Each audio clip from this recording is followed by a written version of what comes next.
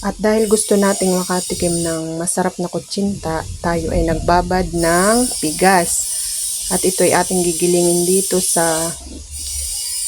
gilingan na bato.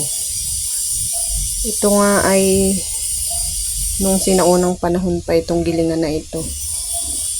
Ayan, at dahil wala nga ditong gilingan sa probinsya, ito, tayo magtsatsaga na mag-ikot-ikot ng bato para't mamaya ay makagawa tayo ng masarap na kutsinta.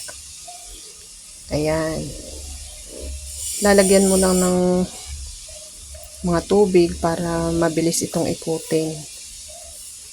Ayan. At mamaya nga ay makakatikim na tayo ng masarap na kutsinta.